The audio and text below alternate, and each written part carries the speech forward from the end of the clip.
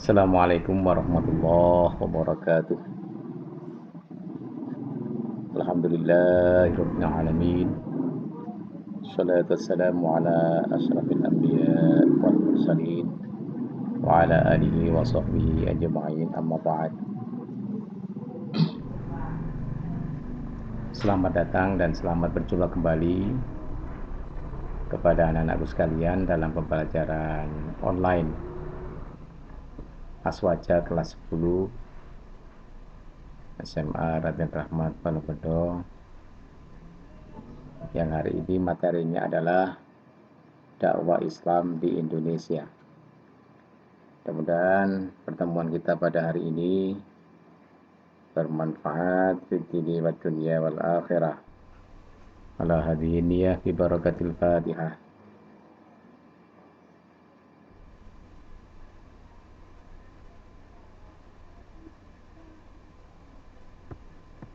Anak sekalian,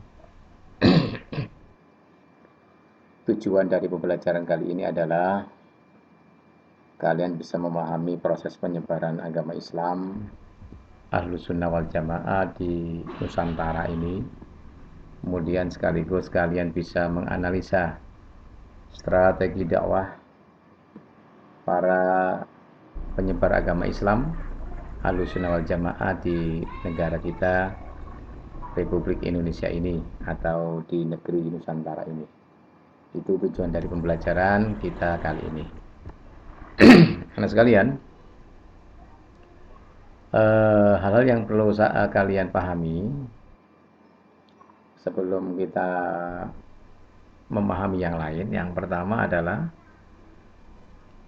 paham keagamaan yang masuk ke negeri kita Indonesia ini adalah paham Islam Ahlussunnah wal Jamaah dengan mengikuti madhab Imam Syafi'i.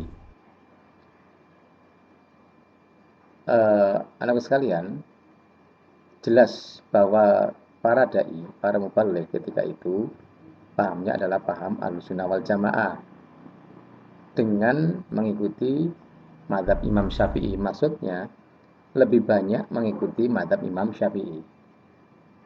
Seperti kita ketahui bahwa ada 4 madhab. Ahlussunnah wal Jamaah itu mengikuti 4 madhab. Madhab Imam Hanafi, Imam Maliki, Imam Syafi'i, dan Imam Hambali. Nah, Ahlussunnah wal Jamaah mengikuti 4 madhab ini, Tetapi paling banyak di negeri kita, di Nusantara ini, mengikuti madhab Imam Syafi'i. Ya, meskipun tetap juga mengikuti madhab-madhab yang lain. Tetapi yang paling banyak memang mengikuti madhab Imam Syafi'i. Ini yang perlu diketahui. Nah, sehingga sekarang ini, kalau misalnya ada paham lain selain Ahlussunnah wal Jamaah, itu sebenarnya bukan paham keagamaan yang diikuti oleh yang pertama kali membawa Islam ke Indonesia. Karena mubaligh yang pertama kali ke Indonesia ini, ke Nusantara ini, pahamnya adalah paham Ahlussunnah wal Jamaah. Jadi yang asli seperti itu ya. Ini patut kalian pahami betul. Kemudian yang kedua,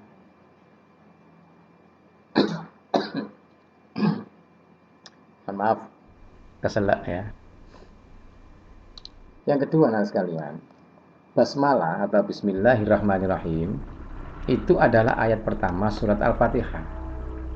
Sehingga madhab Imam Syafi'i, kemudian orang-orang yang berpaham Ahlussunnah wal Jamaah, ketika membaca Fatihah pada saat sholat, maka bismillahnya dikeraskan.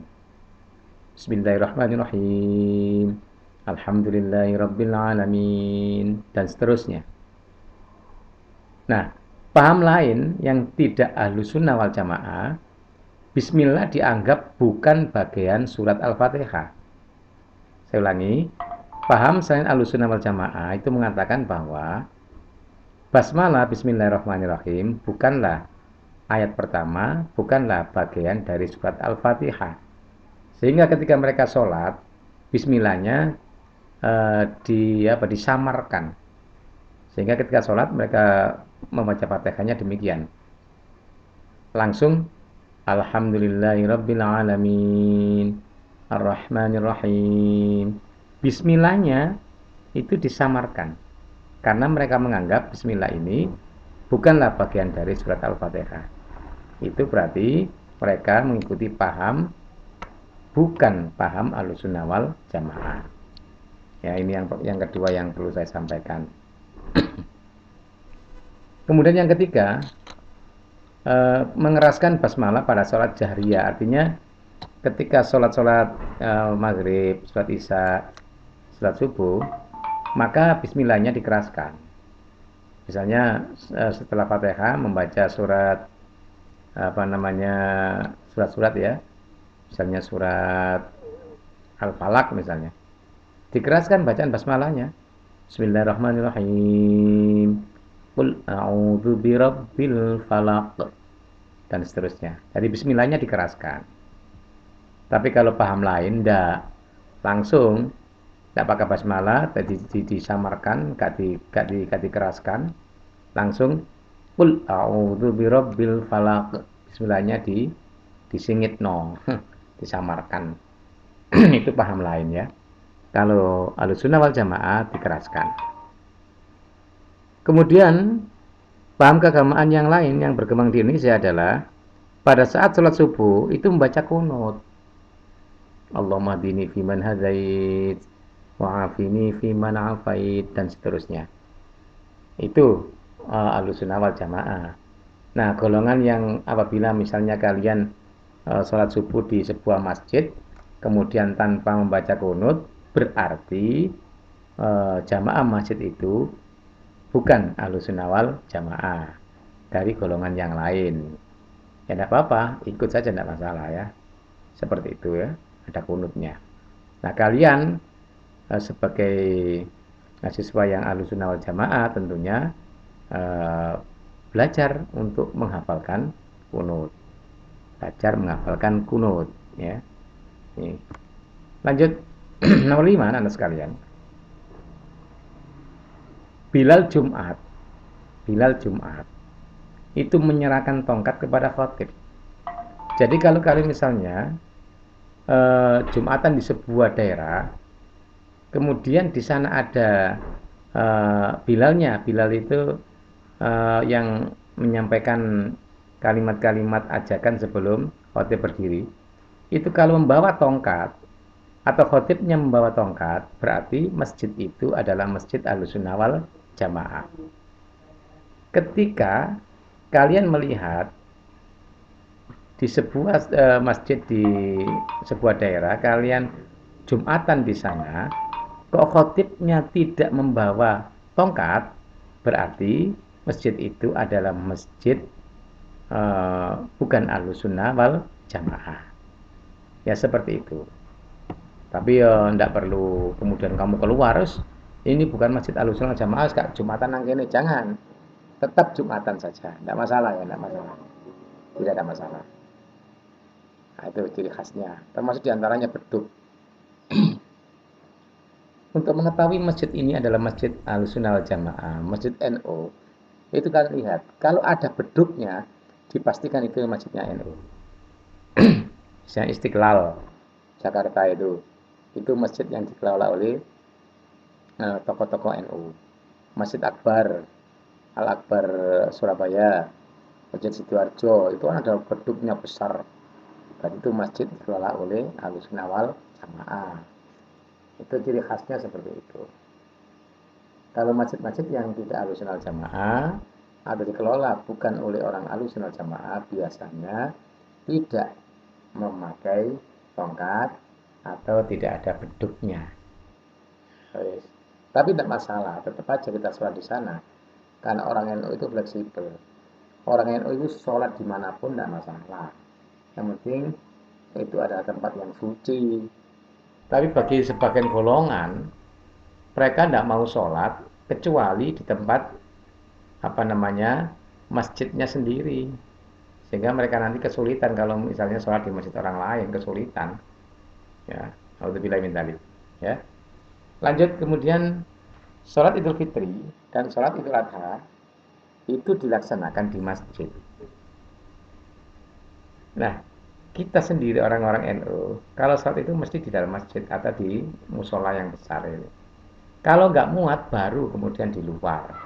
Bisa digelar di luar, tapi pada pokoknya adalah di dalam masjid. Nah, kawan-kawan kita, sahabat-sahabat kita dari golongan paham lain, itu kalau sholat Idul Fitri dan Idul Adha tidak dilaksanakan di masjid, tapi di lapangan. Kalau ada sekolah yang melaksanakan sholat Idul Fitri di lapangan, nah mohon maaf, biasanya sekolah itu adalah sekolah yang bukan Ahlussunnah wal Jamaah, karena Ahlussunnah wal Jamaah itu melaksanakan sholat Idul Fitri dan Idul Adha-nya adalah di dalam apa namanya masjid. Kalau nggak cukup baru di luar masjid. Understand ya? Nah, understand? Lanjut. Kemudian sekalian, coba sekarang kita ini akan coba untuk mengangkat isu-isu yang terkini, isu-isu yang terakhir ini, terupdate ini, bahwa ada tiga hal ciri khas dari apa namanya Ahlussunnah wal Jamaah. Jadi paham Ahlussunnah wal Jamaah terkait dengan isu-isu terkini itu bagaimana? Nah, ini terkait juga dengan Ahlussunnah wal Jamaah. Yang pertama, sekarang ini muncul apa yang disebut sebagai istilah inklusivisme. Apa itu? Inklusivisme itu adalah suatu paham yang menganggap bahwa kebenaran itu tidak hanya dari kelompoknya sendiri, tapi juga bisa berasal dari kelompok yang lain. Ini lawannya adalah eksklusivisme. Kalau eksklusivisme itu adalah paham yang menganggap bahwa dirinya yang paling benar, kelompoknya lah yang benar, kelompok yang lain dianggap salah. Siapapun yang berbeda pendapat dari dirinya dianggap salah. Jadi nek pendapat itu bener dewe. Sing liyane salah. Itu kelompok eksklusivisme. Di Indonesia itu akeh nih rek. Kelompok seperti itu ya bukan jumlahnya nggak banyak, cuma mereka ini seringkali menguasai apa namanya medsos. Mereka menganggap bahwa dirinya yang paling benar, kelompoknya yang paling benar. Mereka seringkali menyalahkan orang lain. Ciri khas mereka itu menyalahkan orang lain. Negara ini dianggap tauhid, negara ini dianggap tidak sesuai dengan ajaran Islam. Negara ini negara yang dipimpin oleh orang-orang yang tidak beriman kepada Allah. Negara ini harus diganti dengan negara Islam. Kalau negara Pancasila ini dianggap salah, yang benar adalah negara Islam, maka mereka ingin merubah Pancasila ini menjadi bentuk negara Islam. Nah, kelompok-kelompok semacam ini uh, namanya kelompok Salafi Wahabi. Mereka menganggap dirinya paling benar. Sehingga orang yang selain dirinya dianggap kafir, dianggap salah, dianggap sesat, dianggap tauhid, dianggap menjadi budaknya setan. Mereka lah menganggap dirinya paling suci, paling benar sehingga yang lain salah. Itu paham eksklusivisme. Tapi kalau NU, Ahlussunnah wal Jamaah, pandangannya inklusivisme, yaitu menganggap bahwa kebenaran itu tidak hanya dari kelompoknya sendiri, tapi juga bisa berasal dari kelompok lain. Luar biasa ya. Hati-hati anak sekalian ya. Jangan sampai mengikuti paham-paham yang menganggap dirinya paling benar. Nah, oke, yang kedua pluralisme. Suatu paham yang menganggap bahwa kehidupan ini bermacam-macam paham dan perbedaan. Yang tidak boleh ada pertikaian dan perpecahan. Bahwa manusia ini memang diciptakan Allah berbeda-beda antara satu dengan yang lain. Tidak satu. Cara pandangannya berbeda. Cara pandangnya ada pandang B, cara pandang C, B, dan sebagainya. Nah, cara pandang yang berbeda-beda ini adalah satu hal yang biasa dalam apa namanya hidup ini. Maka paham ini, pluralisme ingin memberikan pelajaran bahwa kehidupan ini bermacam-macam paham dan bermacam-macam perbedaan. Maka perbedaan-perbedaan ini jangan kemudian membuat perpecahan. Jangan sampai pertikaian. Meskipun berbeda paham, tapi harus bersatu padu. Tidak boleh gara-gara perbedaan kemudian terjadi perpecahan. Tidak sama sekali apa namanya diinginkan oleh pluralisme. Ya, lanjut. Sekarang yang ketiga, multikulturalisme adalah satu paham yang menekankan kesederajatan, persamaan dalam perbedaan kebudayaan yang sudah mentradisi di masyarakat. Bahwa sebelum Islam masuk ke negeri ini, ya, sebelum Islam masuk ke negeri ini, negara Indonesia ini sudah luar biasa banyak banyak pemahaman, ya. Dulu ada paham namanya apa itu? Paham kebendaan, ada paham dinamisme, ada animisme, macam-macam sekali ya. Animisme, dinamisme, mempercayai kepada kekuatan apa namanya batu-batu, kekuatan apa namanya apa ake, ada yang dipercaya bahwa pohon itu adalah Tuhan mereka, batu besar itu Tuhan mereka, dan lain-lain. Kemudian kebudayaannya juga berbeda-beda banyak sekali. Di negeri ini namanya budaya itu luar biasa budaya itu, ya. Budaya itu mulai dari ujung Sabang sampai Merauke budaya macam-macam. Tradisi masyarakat juga demikian. Luar biasa ya, luar biasa ini. Uh, oleh karenanya Pak, multikulturalisme ini berusaha untuk memberikan pelajaran bahwa kita ini sederajat, kita ini bersama-sama, dan kita ini tidak boleh mengunggulkan yang lain dan kemudian menjatuhkan yang lain, tidak boleh, sama sederajat ya. Nah, seperti itu multikulturalisme ya. Lanjut sekalian, terakhir tolong carilah konsep kebangsaan Nahdlatul Ulama dan Ahlussunnah Jamaah. Konsep kebangsaan ya, konsep kebangsaannya tolong dicari di Google, konsep kebangsaan NU dan Ahlussunnah Jamaah. Kemudian pahamilah ya. Ini soal dari saya. Terima kasih atas segala perhatiannya. Mudah-mudahan bermanfaat apa yang saya sampaikan. Jadilah siswa yang punya rasa nasionalisme tinggi, rasa kebangsaan yang bagus. Jadilah siswa-siswi yang betul-betul mengedepankan persamaan, dan jangan sampai perbedaan-perbedaan di antara kita itu menjadikan kita menjadi terpecah belah. Ya, tetap berbeda, tapi tetap bisa menyatukan diri dalam kebersamaan dan kebangsaan. Sampai jumpa di kesempatan lain. Saya ucapkan wallahu muwaffiq ila aqwamit thoriq. Assalamualaikum warahmatullahi wabarakatuh.